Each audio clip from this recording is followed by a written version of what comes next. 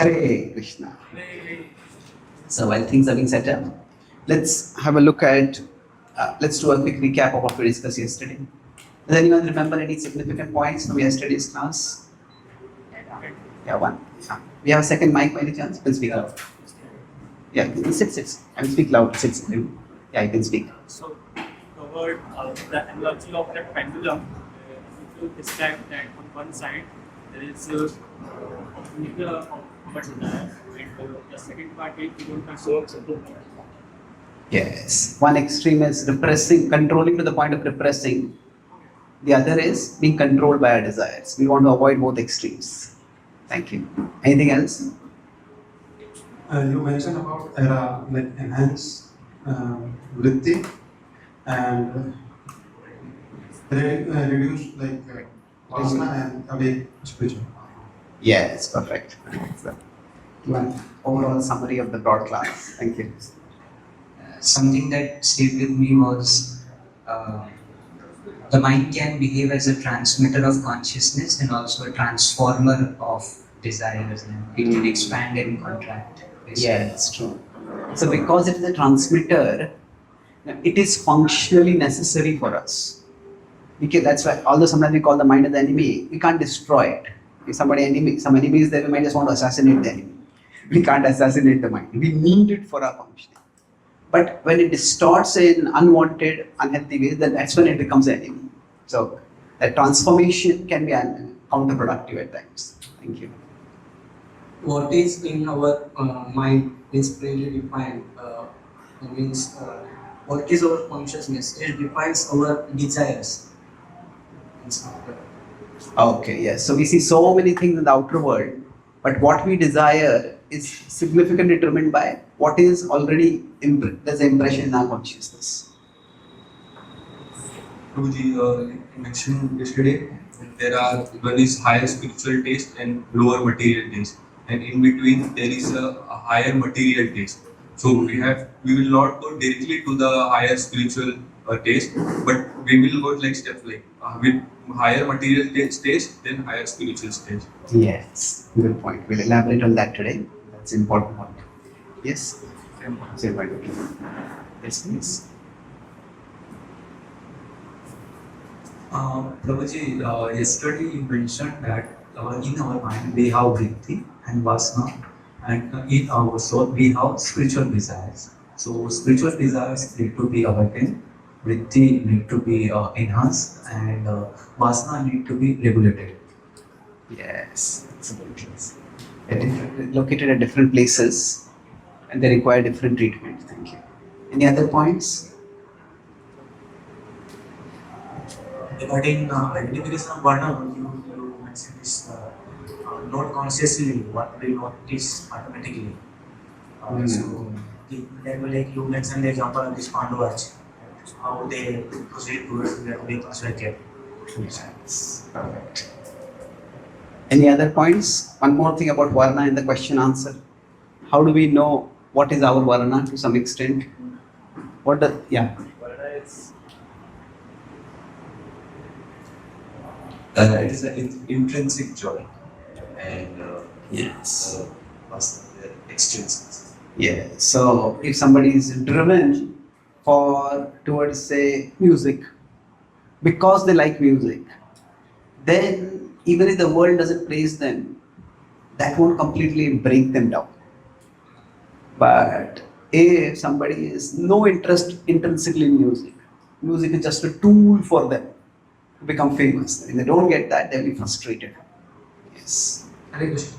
Prabhuji, yesterday you were explaining that Varna depends on our Guna and Karma.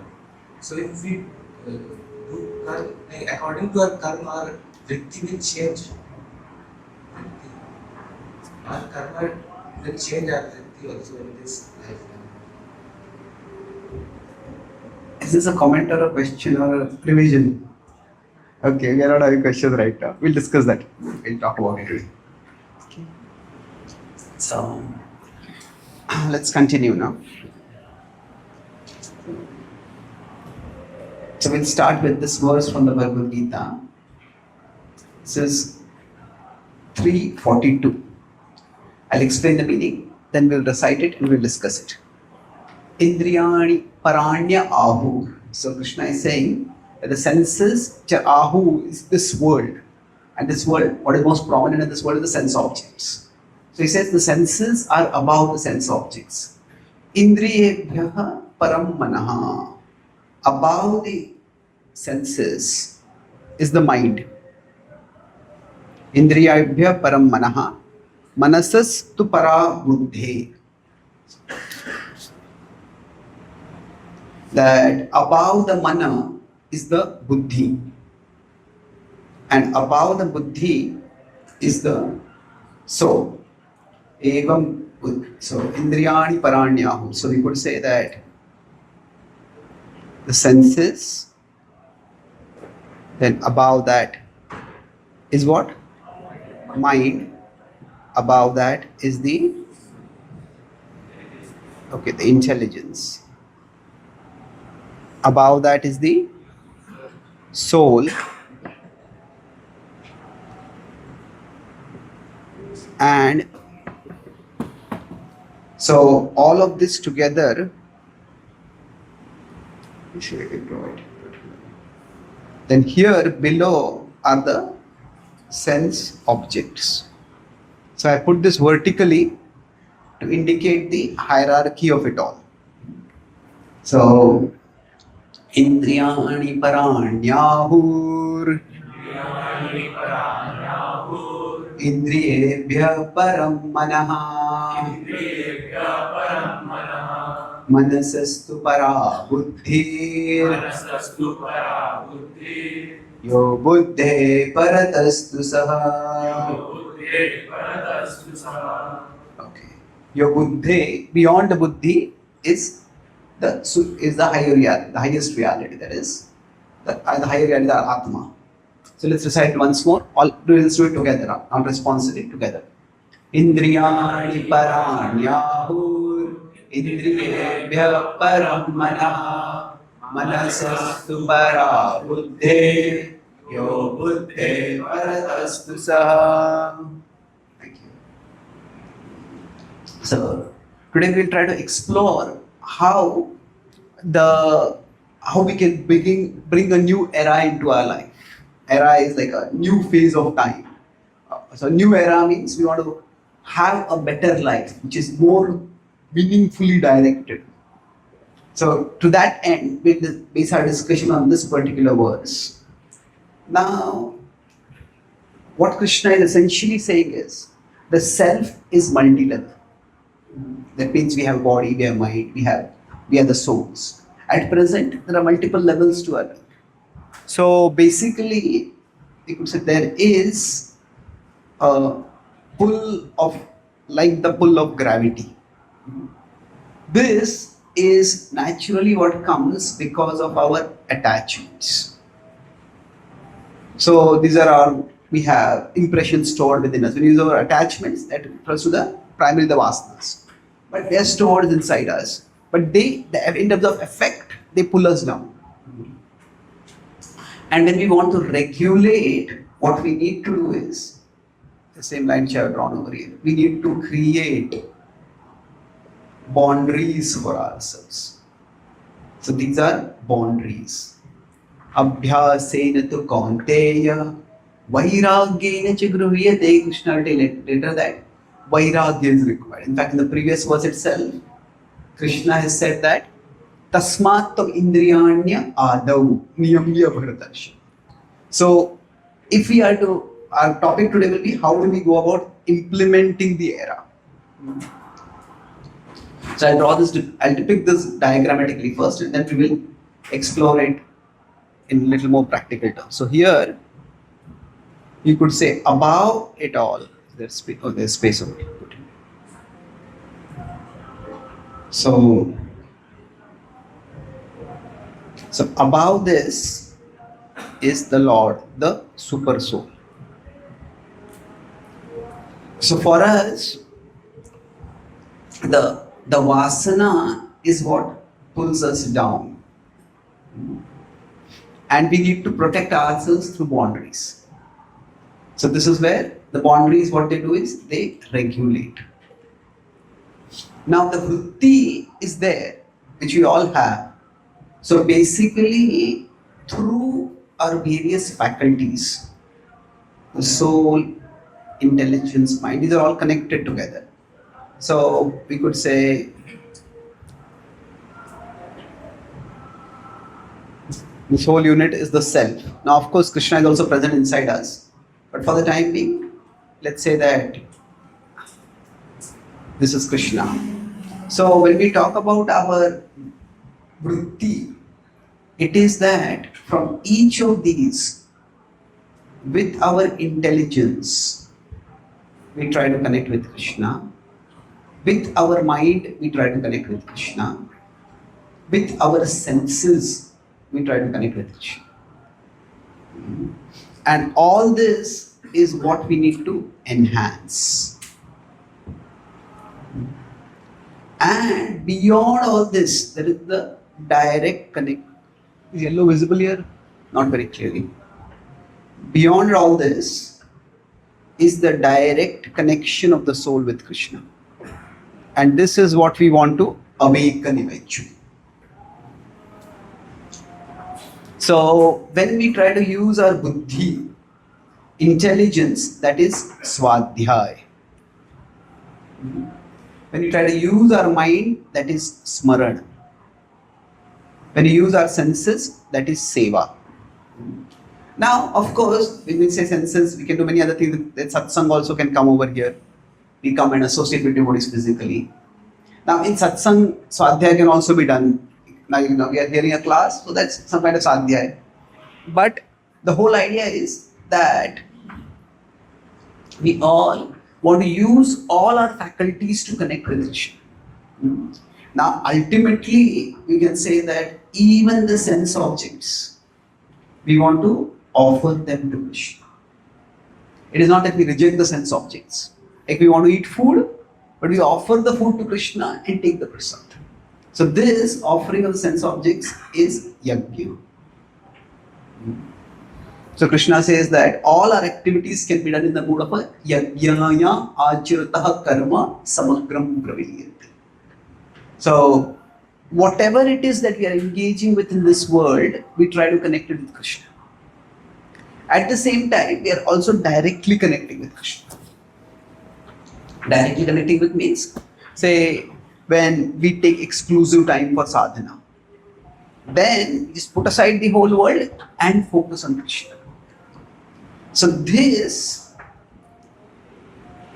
is Preeti. Jiva Goswami uses the word Preeti. Today Jiva Goswami is the parents' day. So the word Preeti, he says, is very important ultimately. It is Preeti. Preeti is affection. So it is a natural attraction of the soul toward the Lord. In the Siddha stage, if you forget everything else, just remember this diagram, you'll get a whole summary of all that we're going to discuss today. But so when we are Siddha, when we are perfected, at that time it is our Preeti. Naturally, because we love to be with Krishna, we will be with our consciousness and our heart will always stay with Him. However, still we come to the stage of Preeti. What will keep us with Krishna is our buddhi. We need the intelligence. That's why in the next verse, 343, Krishna will say, Evam buddhe param buddhva. In this way, with your intelligence, know that you are spiritual and samsthabhya atmanam atmana. Situate yourself on the spiritual platform. Evam buddhe param buddhva. So the idea here is that there are two distinctions in the Siddha stage and the Sadhaka. Siddha is the perfected stage. In the stage, it is Preeti, that will be the basis of a connection. Before that, it will be Buddhi. And we will see that if we are not hearing regularly, soon our chanting starts becoming like a burden. How can I chant? So much time it takes. Sometimes we take our beads out of our bead bag and look at it. Has somebody changed 108 to 1008 beads? It's not getting over only. So now sometimes we may have taste, sometimes we not have taste. But even if we don't have taste, if we have that intellectual conviction, this is important, then we'll be able to do it. But if we don't even have that intellectual conviction, then we will be dragged downwards. So there is the force of gravity which drags things down. So similarly in this world, we could say gravity, it is in the physical domain, our attachments are in our spiritual domain. Both of them will drag us down. They pull us downwards. And if somebody wants to say, somebody is doing some mountain climbing or wall climbing, if they let go of whatever they are holding to, it's not rocket science. They will come crashing down. So similarly for us, if we let go of the things that are holding us up, then we will come crashing down. That's how our consciousness seems to go down. Right now, our consciousness is not naturally attracted towards Krishna. Yes, sometimes it is. Right now, however, we need to hold our consciousness upwards. And there are various ways we can hold it upwards. But the principle is we need to hold the consciousness upwards. And so, I'll talk about these three things now. As I said, with this diagram in mind, let's look at the three things: enhance, regulate, and awaken. So now with respect to enhance. Now desires, how can they be enhanced? Basically, I mentioned earlier, desires don't just come from the outer objects, they come from the inner impressions. But how are inner impressions formed? They are also formed through external perception partly. So somebody, like yesterday I was giving the example, somebody in America may not know anything about cricket. But say they associate with Indians in America and Indians are big into cricket. And then they start playing cricket. Now the T20 World Cup was held in America. So gradually Americans may also become interested in cricket. So one of the ways to enhance desire is association. So how does association work? See, generally we think of desires as linear. Linear means what? Say, I am here, the object is here. And I see the object and I get the desire. Say an alcoholic, what happens is, the alcoholic sees a bar. Then what happens? It is said first the drinker gets the drink. First the drinker takes a drink, then the drink takes another drink, and then the drink takes the drinker. So the person gets trapped. So generally the idea is we see an object and we get the desire for it. So these are linear desires. And generally for gross objects, generally rajasic or tamasic objects, the desires work in this way. But this is not the only way desires work. Desires are also triangular.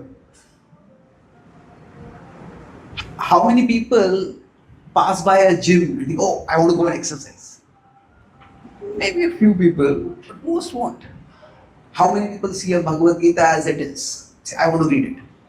Most people take Bhagavad-gita as it is and keep it as it is. So, when, say, we see a friend coming out of the gym and a person looking so fit and healthy and smart and sharp and slim, oh, I want to become like that. So basically, the desires are triangular. So person A, person B, and object.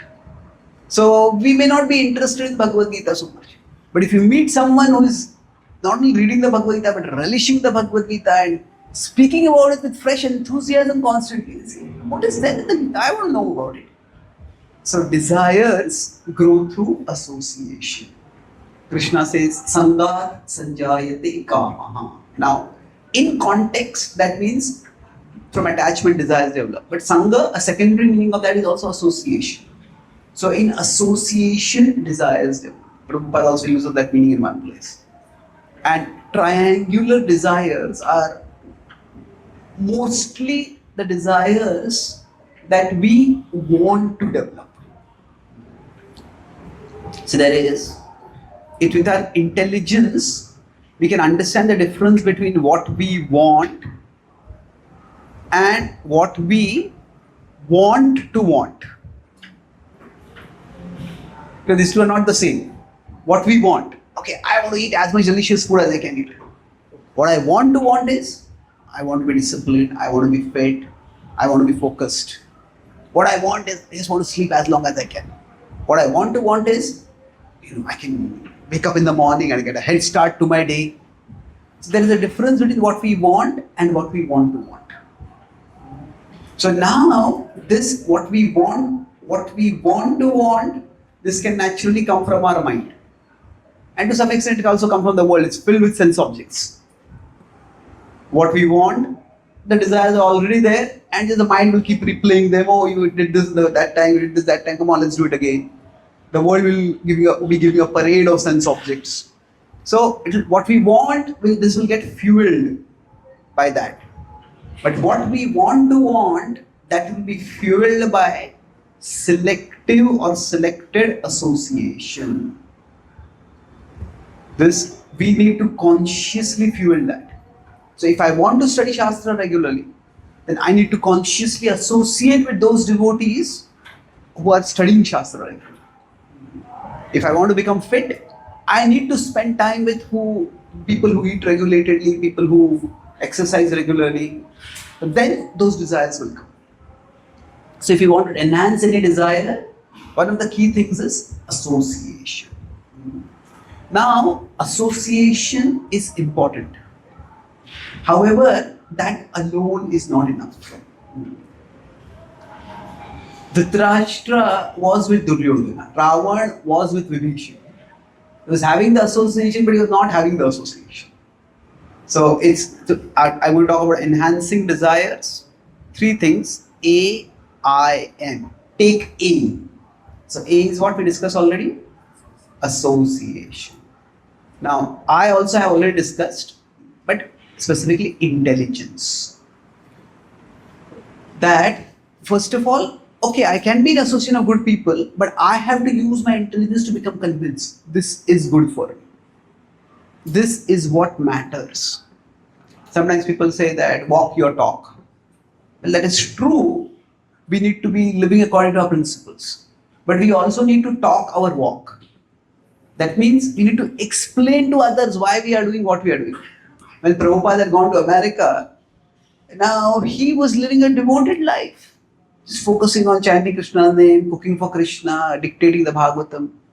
But if Prabhupada had not talked what he was doing, nobody would have made sense of what he is doing. Some strange old person from India doing some strange things. That's all. So we need to, association is where we walk our talk. It is association inspires when we see people doing things. Okay, you are living in this way. But intelligence is not nourished only by seeing others doing things. It's talk our walk. Okay, what are you doing? Why are you doing this? Explain it. So for many of us, we may have grown up in a culture where certain things were done. Go to a temple, do fasting on this day, go down to God. Now parents may have been doing it very diligently. But if they don't explain it well, then why should I do it? So among all the various religious traditions in the world, Hinduism is probably the most complex. There's so many gods and it has so many rituals. So I was in America now after the Ram temple, even in youth all over the world, it's Indian youth, Indian expatriates, Indian, what they use the word diaspora, those who are settled outside India. There's a sort of a cultural awakening. So one friend showed me a cartoon. It says an American boy is asking an Indian boy, why do you people worship so many gods? The Indian boy is replying, we like to keep backups. Now, that is not a correct understanding, but it's trying to give some logical explanation somewhere. So the idea is that just because something is being done doesn't mean we want to do it. It needs to appeal to our intelligence. And that was one of the differentiations between the way Prabhupada presented Indian culture. That Prabhupada said our temples should not just be places of worship, they should be places of education. There needs to be regular classes going on. So, to enhance a desire, whichever desire we want to enhance, we need to nourish our intelligence for that. Say, if somebody wants to wake up in the morning, then we find out what are the benefits of waking up in the morning. If we want to study scripture regularly, then study why we should study scripture. So, nourish our intelligence. And now, after that, if you want to enhance, the next thing required is a method. Just meeting someone who has a particular thing to do and having the intelligence, I should do it. But how do I go about doing it? There has to be some actionable method. Many people feel, oh, I don't have any self-confidence. Nowadays, a lot of people suffer from low self-esteem. And they say, oh, my parents compared me unfavorably with my sibling, or the world has always been putting me down. And I didn't get encouragement, that's why I have low self-esteem, I always got criticism. That's possible. However, even if people start praising us, some people stand in front of a mirror and say, you are good, you are great, you are perfect. Do affirmations. It's like, stretch your back and pat yourself on the back. Shabash, well done. Well, that may help, but that can just be self-congratulatory. If we want to develop, sometimes this is good for me, and others are doing it, but still I don't feel inspired to do it. I don't feel confident that I can do it. So generally, self-esteem or confidence, there are only two steps to develop it tangibly. Set a meaningful goal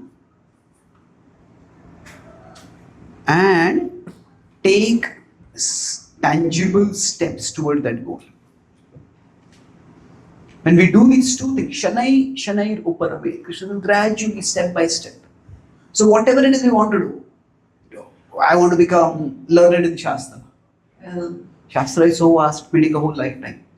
Set a meaningful goal. Okay, I want to read the Bhagavad-gita in 6 months. What does that mean? Every day I need to read 15 minutes or half an hour. And take tangible steps. So when we do this, just these two steps can enhance the confidence of anyone. Of course, if others appreciate us, others praise us, that is a boost. But we can't be chronically dependent on that. So we need a method. If we want to enhance a desire, this is what I want to develop. So what am I going to do? Some specific goal and some specific steps toward that. And we'll find that if we just say, even psychologists say that if you do a thing repeatedly for 21 days, then that helps develop a habit. Now the figure may vary because it depends on how much is the conditioning in the mind in the past. If somebody is abstains from alcohol for 21 days, they're not necessarily going to give up alcohol, become free from alcoholism. It depends on how deep-rooted the alcoholism was in the past. So method basically means take tangible steps. The goal doesn't have to be perfect.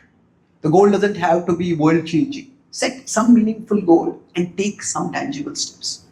When we start seeing that we are moving forward, then the desires get enhanced. Now, in one sense, these two, this aim, it applies for awakening desires also. How do direct spiritual desires awaken? Again, it is by association, it is by intelligence, and it is by a method. So this applies to both, to enhance and awaken. So enhance is what is associated with our body, mind, machine. Awaken is what is associated with the soul. Now we talk about regulate. Now regulation, how do we do it? Now there are many different ways to set boundaries. The principle is setting boundaries. Now when we want to set boundaries, what kind of boundaries can we set? Krishna gives an example of a tortoise. Yada samharate chayam kurmo angani sarvasha. This is a tortoise withdraws its limbs into its body. It says that we need to withdraw our senses from the sense objects. So, broadly speaking, when we want to set boundaries, there are 4 ways to set boundaries. It's kind of caste. So, C is category. Category means this whole category of things I am not going to do. So, for example, somebody may, like we take no meat eating. So that's just a whole category of food, we're not going to indulge in it. So sometimes the English word used for this is go cold turkey. Go cold turkey means just give it up completely. That this whole category, nothing doing with that. So now it is possible sometimes for certain things. Somebody might be exploring drugs and they decide, this is too dangerous, I don't want to do this, just get out completely.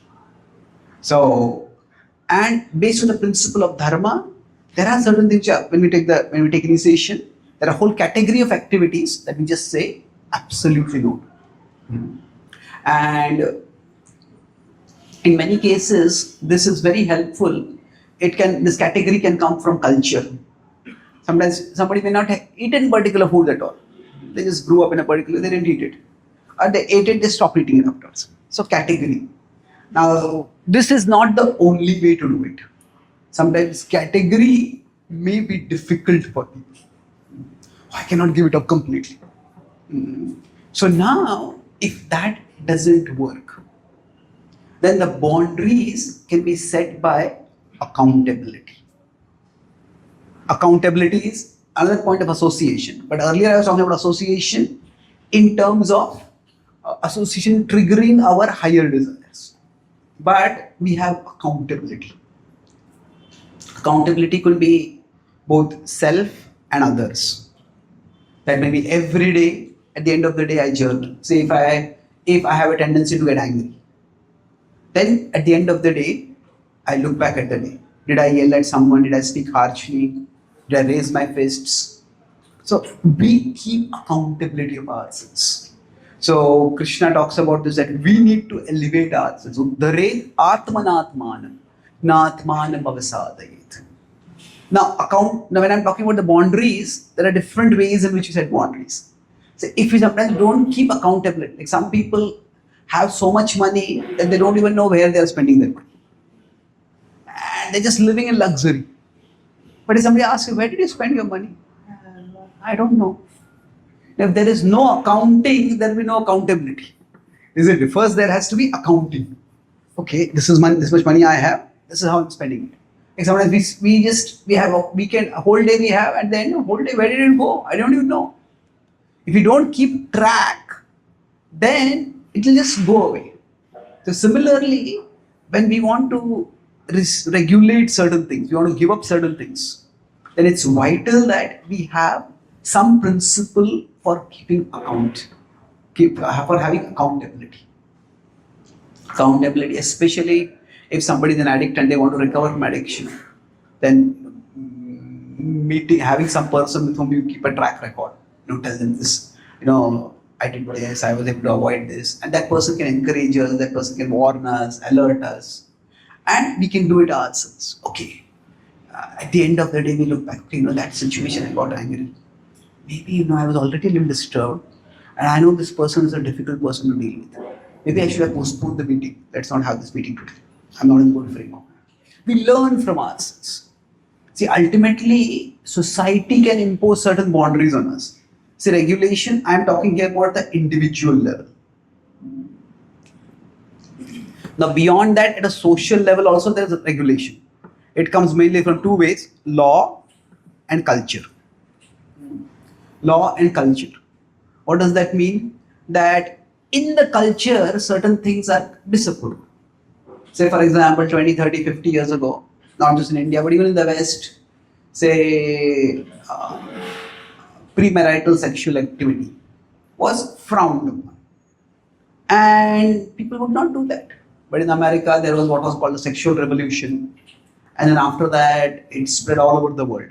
So now the culture may not frown on it, but that does not mean there are no boundaries. There are, for example, the cultural boundary might not be there, but now today there's the boundary of consent. If somebody forces themselves on someone else, that's considered a serious crime. So there are boundaries. There is law, there is culture. These are external boundaries. Now neither of these are in our control. We are talking about individual boundaries for regulating our personal desires. So we can set a certain category, I'm not going to do this at all. Or we can say accountability. I will keep track every day, and by that I can learn. Now the last two are space and time. So space means that we create a physical distance between ourselves and the object that tempts us. So when we are talking about regulate, see, this is not going to eliminate the desire. The desire is there inside us, the impressions are there inside us. But while they are there, what do we do about them? So create a space. That means, for example, if somebody is a alcoholic and their house is right next to a bar. If their house is next to a bar, what is going to happen? There'll be no bar for them to go to the bar. They'll just rush into it. Sometimes people don't have a house next to a bar, they have a bar in their house only. And they say, this is not for me, this is for my guests. Yes, the guest will come, not from outside but from inside. Your own alcohol, isn't it? So physical boundaries, space has to be there. Say we are doing chanting, and suppose somebody says, come to the kitchen, sit in the prasadam queue, have the plate of prasad in front of you and chant attentively. Oh, if that is so close to us, it's going to be difficult. So we need to create some space. So how exactly that space can be created, that varies from place to place. So if we have a work environment, if they are working from home also, some people say this is like my office in my home. So this is where I don't have any distractions. So if we have our home, we create an altar. That's like a safe spiritual space for us, where we focus on Krishna. So create a space means, you could say this is a temptation-free zone. Now we cannot make the whole world temptation-free. But that does not mean that we can't create a temptation-free zone. Say, if there's a library. Now in the library, you won't have a large TV as a home studio TV. We create different spaces. Now space can be a boundary. And the last is time. Time means that I won't do this till this time. Since fasting, fast breaking. Is fast breaking?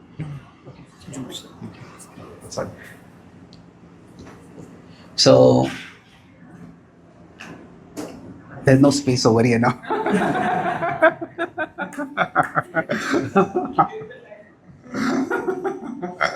Well, if there's no space, time requires more willpower.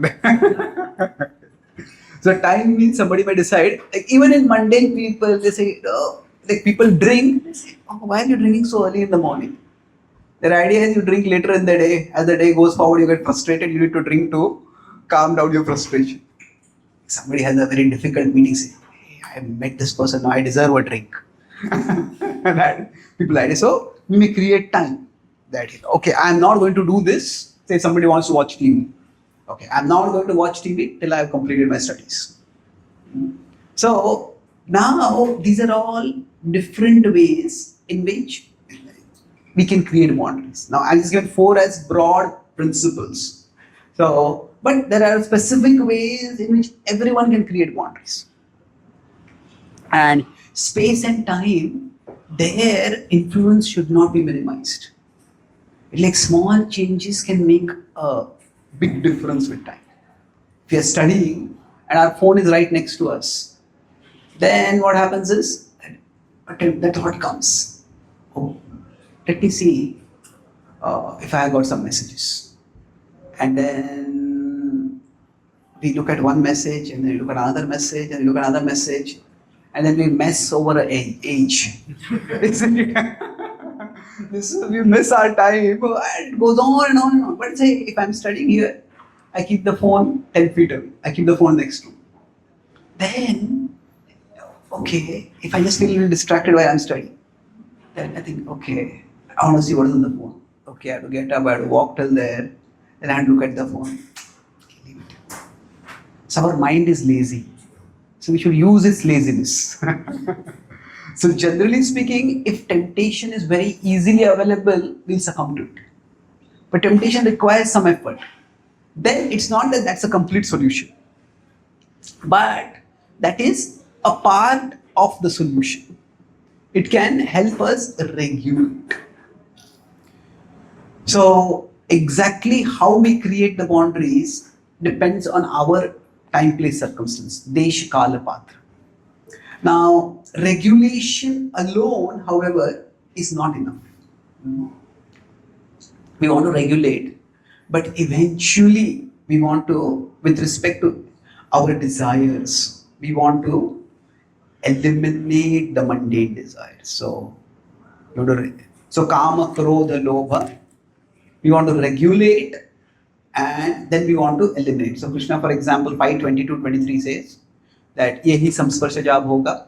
With your intelligence, you understand that this is going to cause trouble. Then, next verse is shaknoti haiva yah sodhum prak sharir vimoksha. Tolerate it. Tolerate is the same as regulate. It will come, but don't succumb to it. But then this is, and he says you may have to do it lifelong. That because the body is there, desires will come.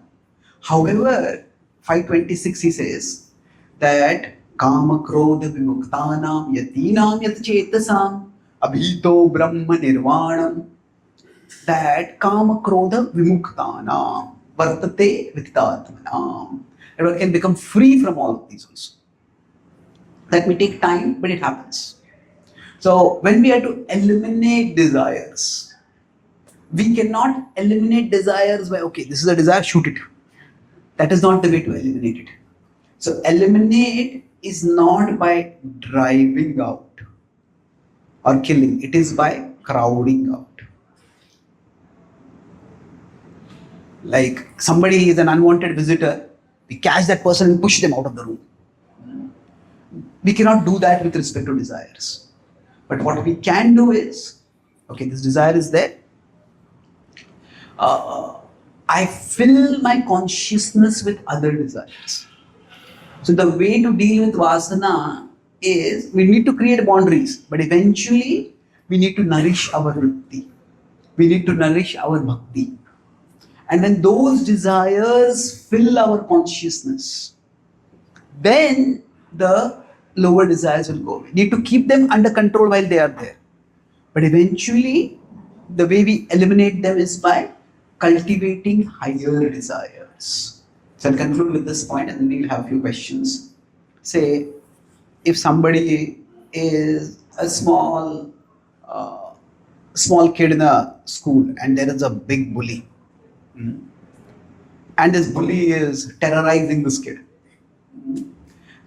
This kid will say, okay, from tomorrow I'm going to go to the gym and I'll become big and strong and I'll beat up this bully. Or this bully will never be able to beat me. Now, yeah, that's possible, but that's not going to happen tomorrow. Isn't it? That's going to take a long time. So till that time, what can be done is, this kid makes friend with another strong person. So if you become a friend with another strong person, this person can deal with that person. So like that, if the bully is our bad habits, our unwanted desires. If we try to fight with our bad habits, if we try to fight against our unwanted desires, it doesn't work. Instead, we focus on developing good habits. Just focus on doing that which is good again and again. If we focus too much on regulating and eliminating, that can be very negative focus. What we need to focus on more is on enhancing our higher desires, on awakening our higher desires. So sometimes we may not be able to follow a particular standard up to a particular level. But don't fixate on that too much. Okay, I'm not able to give this up, I'm not able to give this up. Okay. That doesn't mean we just let ourselves indulge unlimitedly. But don't let yourself be defined by that. Okay, maybe this conditioning is much stronger within me, it's going to take me some time to get rid of this. But let me focus on connecting with Krishna. Let me focus on serving Krishna. So, the same point I want to illustrate. If we consider even the vrittis that we have, from the vritti comes the vega. Vega is the urge. See, vritti means, I'm talking here about the vasana. From the vritti also, but let's focus on the vasana. Vasana means, they say the lust is there, anger is there. But vega means, it is at sometimes, it just comes very strongly. Even if a person is short-tempered, nobody can stay angry 24 hours a day. Anger is way too expensive an emotion. It just takes too much of a toll on the body and the mind. So similarly with respect to lust, it is, yes, everybody may be constantly sexually stimulated. But that sometimes the desire goes to a level where you just can't tolerate it. So we could say, we all have these, if you consider the graph, it just peaks. And when it peaks, so if we have our urges, and the urges have surges. Like we have an electrical spike, so it goes up. And now, if we consider, for us, when we have our boundaries, the boundaries are like a spike guard in electricity. So when the surge goes up, then the spike guard, then the instrument doesn't get damaged. So for example, suddenly somebody gets an urge, I want to eat this food. Now maybe that food is not good for them, maybe they decide not to eat that kind of food. But if the urge comes up, if the food is readily available, they just go and eat it. But okay, if the food is not available, okay, I have to go there, I have to buy this food. Okay, it's going to take time. Even if I order on Zomato or something, so it will take some time to come. Now by the time it comes, the desire subsides. So boundaries do help. But sometimes the surges are so strong. See, basically, when we indulge in the sense objects, there are two ways things happen. Sometimes the sense objects come toward the senses. That means that we are just at one place and the temptation comes to us. But sometimes the senses go to the sense objects. Sometimes the desire is so much that we ourselves find a way and go to it. So when the sense objects come to the senses, boundaries help. So these are more like casual or circumstantial desires. I saw something, so I desired to eat it. I was passing by a movie theater, I thought, well, let me go and watch the movie. But sometimes they are not casual desires, they are much more deep-rooted desires. So, that for these casual desires, out of sight is out of mind. But for the deep-rooted desires, separation makes the heart grow fonder. It works the opposite. When we don't have something, we crave for it more and more and more. That's why no one formula works all the time. But the idea is that boundaries, sometimes they may not help. And at that time, when the desires are deep-rooted, so what do? They may just spring up very strongly and they may make us indulge. So now the key is we try to resist the surges. But even if we can't resist our urges, we can persist between our urges. Persist in what? Persist in developing the healthy habit. Like when the bully comes, I may not be able to fight against the bully. Maybe when the bully comes, my friend is not there to help me at that. But just because I was beaten by the bully does not mean that I don't try to befriend this other strong person. Just because Sugriv was beaten once by Vali and Ram did not help him Sugriv did not say, okay, Ram, I can't trust him, get lost. He said, came again. So the idea is that if we define our spiritual growth or our character solely by how much we can resist the urges, then there may be times when we just not be able to resist. That's why even if we can't resist our urges, we can persist between our urges. And if we keep persisting, okay, and that urge came up, I did that thing, that's bad, but that's done now. And maybe next time when it comes again, I might do it. But in between, if we are connecting with Krishna, if we are doing, enhancing and awakening our higher desires, then gradually those desires will become strong enough to help us counter our lower desires.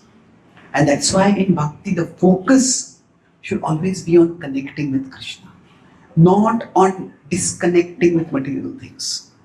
Our spiritual growth depends on how much we are connecting with Krishna, not on how much we are able to disconnect with material things. There's some amount of disconnection is required, but in terms of connecting with Krishna, this needs to be given much, much more importance than disconnecting with sense objects, disconnecting with Maya.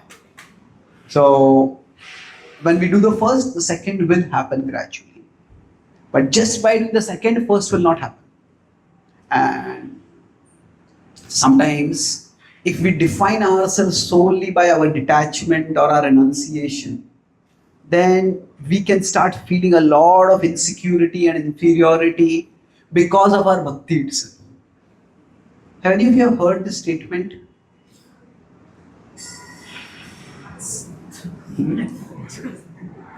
I'm a fallen soul. We hear it so many times. Now, sometimes what happens is we focus so much on the fallen that we forget the soul. So now, fallen is also a temporary designation. Bhakti means sarvopadhi vinirmuktam. So just like I'm in a male body, so that I'm a male is a temporary designation of the body. So yes, I may be fallen, but that is a temporary designation of the soul. So we shouldn't be too attached with temporary designations.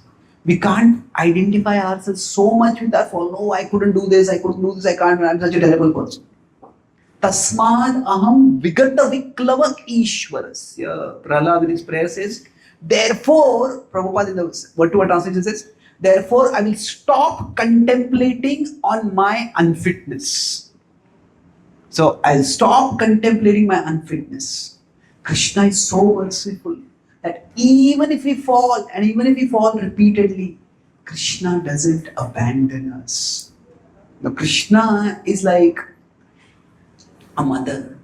See, when we fall, Krishna is there to catch us. Now, Krishna is watching us not to catch us when we fail, but to catch us when we fall. Catch us when we fail. Hey, you did wrong, now I'm going to punish you. That is not Krishna's way. When we fall, like a small child a toddler is taking the first steps, the mother is watching carefully. She's very happy when the child takes steps. The child falls, the mother runs there and catches.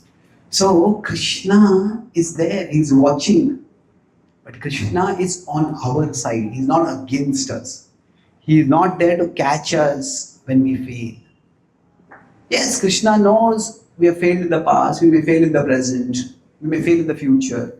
But Krishna's focus is to catch us when we fall. He's there with us always, wanting to elevate us, wanting to help us rise.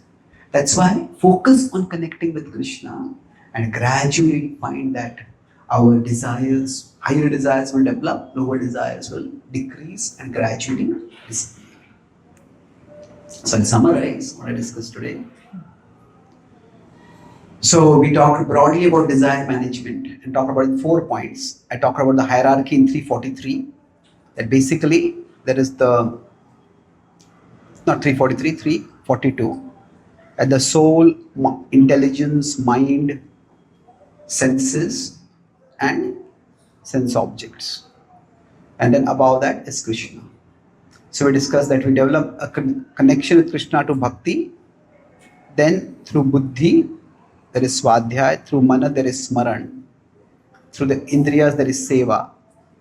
And through the sense objects, there is tyaga. There is yajna. This is the process by which we connected. Here, we create some boundaries. There is niyama. So we talked about how do we enhance our desires, enhance as well as awaken. Three principles. What are the three principles? What is A? Associate. So desires are not just linear but triangular. I was intelligence. Don't just walk your talk but also talk your walk. Explain. We need to understand why this is going. And M is method. We need to set some tangible goals and take some tangible steps toward that goal. And gradually the desire will develop. Then with respect to regulate, we talked about boundaries. So how do we develop boundaries? Caste. C, what is C? Category. Okay, this whole thing I'm just not going to do at all. A is accountability. Okay, every day I'll keep track or I'll have someone keep track for me. S was space. That I'll keep this away from me. And T is time. That I won't do it till this much time. So then the last part was we focused on when we are trying to some desires we will not be able to even with boundaries they may not go away. So basically two things I talk about. We want to fight not against bad habits or bad desires. We fight for good habits. Like the bully, don't fight against the bully. Fight to develop the relationship with a powerful friend. That's what we do. And let that friend fight against the bully. And while we are doing this, if we can't resist, then what we can do is persist. That we still persist. So then our urges will have surges.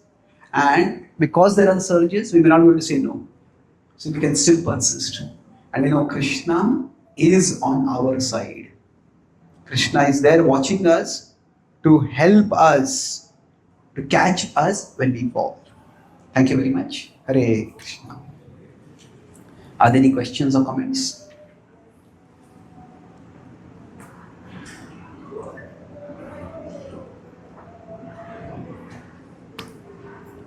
Yes, please. Behind. You have a question? No, you have a question, bro? Okay, you can ask me. Mike was with you. Thank you, Prajit, for the class. It's really nice. Prajit, this is regarding a point that you made yesterday also, and it relates to today's class also. In Vritti, you said you can have natural desires and cultivated desires. So, in respect to what I am thinking is how to recognize which desires to cultivate. In the sense like, if I'm trying to understand my Varna and I want to develop certain desires or cultivate desires, there are so many things in the world, and how do I understand which desires do I want to cultivate and work towards? Yeah.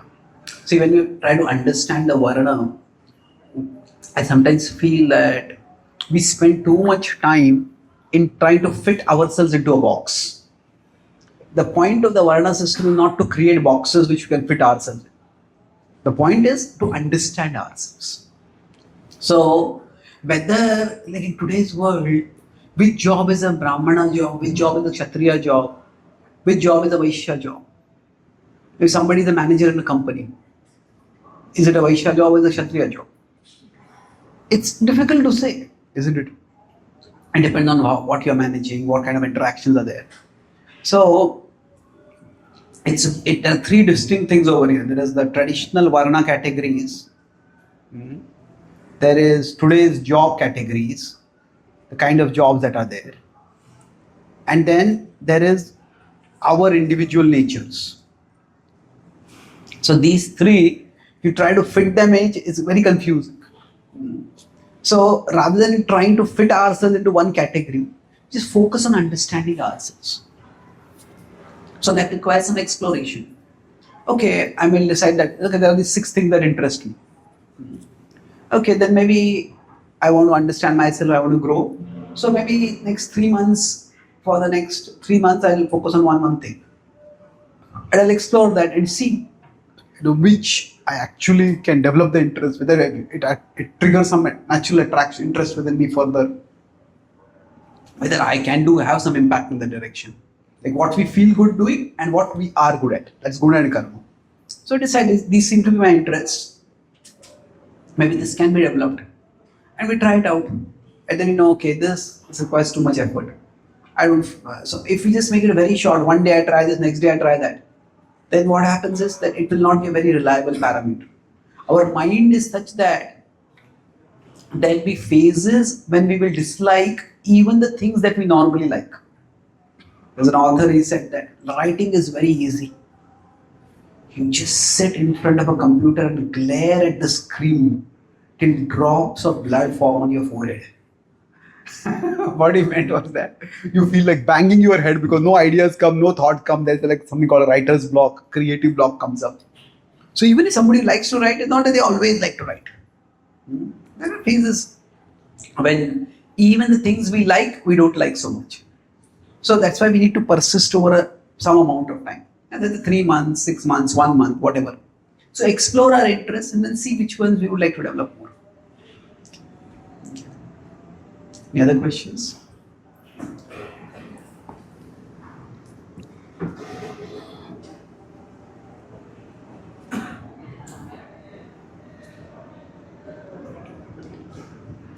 Prabhuji, thanks for the very insightful class. My question is in context of focus and concentration in current age. So this relates to a story of 20 years back when I was in SSC, and there is a TV which had only 8 channels at that time, and there was an actual inclination about the sport of our nation. So what my parents did is they cable connection nikal diya that time, and that helped me score good marks in SSC. But now we have plethora of channels, plethora of distractions. So if we can't, we're trying to fight it, but in a way we have to cultivate it. So we need to meditate, and meditation is on a specific mantra or breath controlation or regulation. So requesting your insights on meditation so that we get clarity and we overcome the distractions that we have and we persist on our path for achieving which we set as a goal.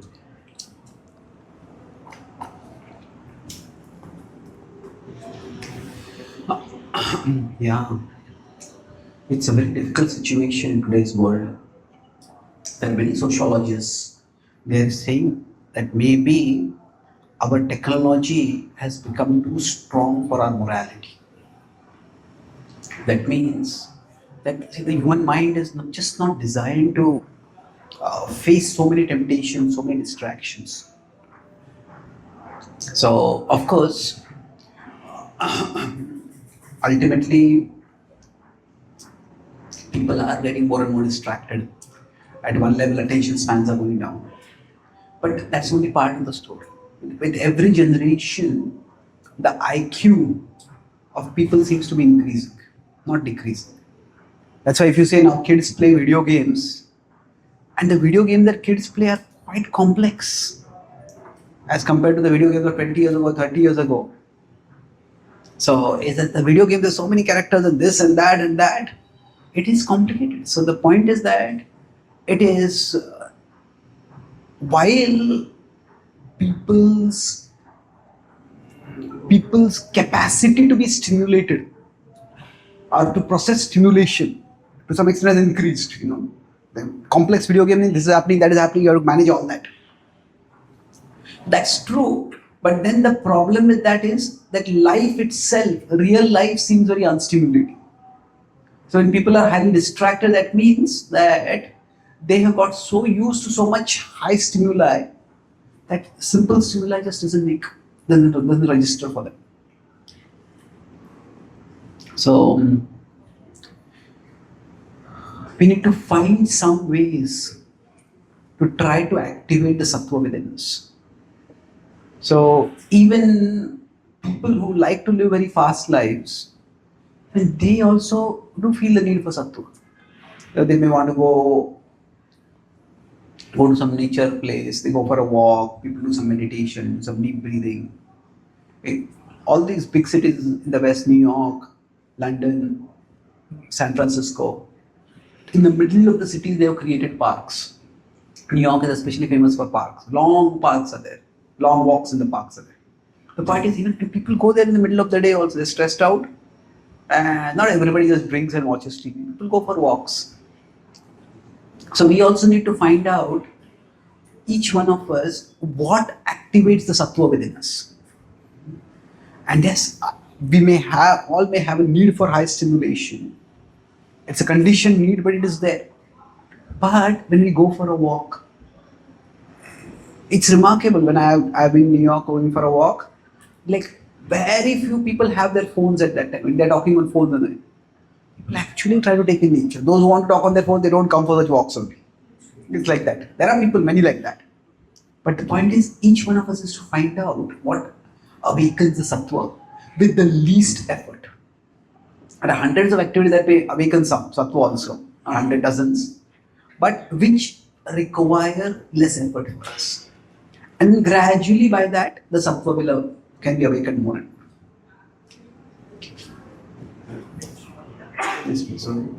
Guruji, yesterday you were explaining that vritti is intersection of guna and karma. So is it possible that we can change our vritti by doing karma in certain direction? In this lifetime only we can change our vritti. Well, can vritti be changed? It's a little complex because the way we live in today's world, we may also have multiple interests, multiple inclinations. So which of them is actually the vritti? It's very difficult to say. Say somebody has some interest in math, somebody has interest in music, somebody has some interest in art. Now they have the vritti for all of those. If they develop one of them, that may become the dominant thing in their life. Other things may go down. So rather than giving an answer in principle, can it or can't be, see, we have to experiment. How much effort does it take? Like some people may be introverts, and can introverts become extroverts? Maybe they will never become extroverts, but they can become ambiverts. When they are with people, they are cheerful and happy, then they want their space. Sometimes extroverts may also go through an introvert phase in their life. So, to what extent is something like frozen in space and what is malleable? It's difficult to say. So, sometimes some people are more versatile. They have an abundance of talent. They got a problem of plenty. There's so many talent that you don't know which one to develop. Some people have so few talents I can't see any at all. So nobody is like completely comfortable with the way they are in life. So whatever situation are, we are explore it. The Bhagavad-gita does tell Arjuna that you cannot give up your swabhava. Nigraha kim karishyasi. So Arjuna was a Kshatriya and Krishna told him that you can't become a Brahmana. But then the point is that Krishna wanted Arjuna to do a particular service at that particular point. Prabhupada in the purport also says that there are exceptional situations. Parshurama was a Brahmana who acted like a Kshatriya. Vishwamitra was a Kshatriya who became a Brahmana. It required either external emergency or an internal enormous effort. But it did happen. So I would say that just don't worry about can it or can't be. If we feel it is important, then try it out. If it works well and good. If it doesn't, don't worry too much about it.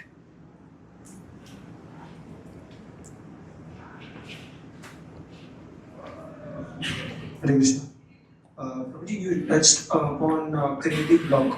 So I belong to a field, creative field. So sometimes what happens is that in this field, creative block is a very normal thing. Often we get creative block. So what I tend to do is I look for inspiration. For example, if I want to make some scene and I have having no inspiration and having creative block. So I tend to look at a particular scene, how other creators or other people are doing, right? So, but that leads to somewhat procrastination also. When we get so much engrossed in what they, how they did, what is the process, what is their Yeah.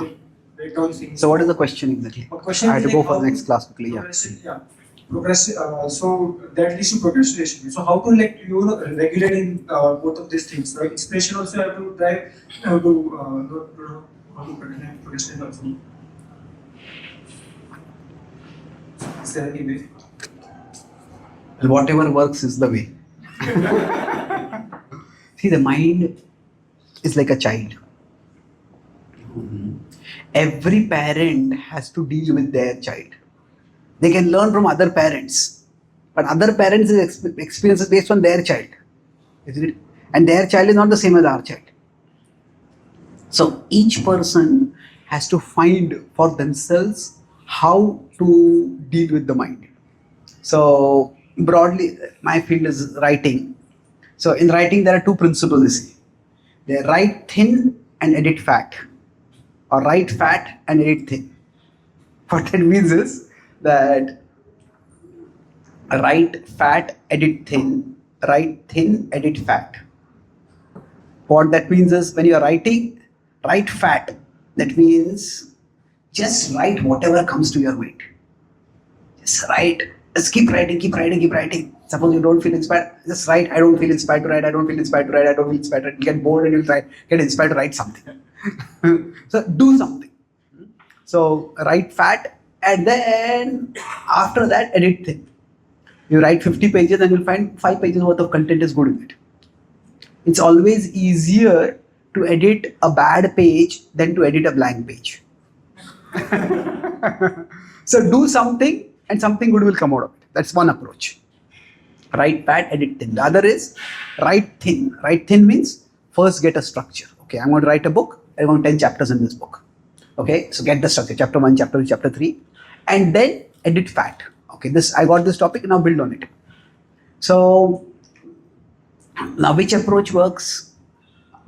Whichever works, you would say. So I have found for me the first approach works better than the second. But there are times when I use the second approach also. So with respect to this particular point, that basically when you're seeking inspiration, that means we are trying to get some kind of structure, some template. Okay, this is how to do. So basically, you're trying to start write thin and edit fat. Okay, get an idea, then I build on the idea. Or I just do a brainstorming individually. Just let the ideas come out. Just let the ideas come out and see if something good comes out of it. So I think both can work, but either way, this is important that both be time bound. That's the key thing. If I write fat, and if I just keep writing for 1 year, and then I have 50,000 pages, who's going to edit 50,000 pages also? Isn't it? So we have to keep a boundary. If I want to seek inspiration for this much time, if I'm just going to be like going a creative, what is that word used? It's like a creative vomit. Right? Like whatever comes out, let it come out. Something good will come in it. Just a creative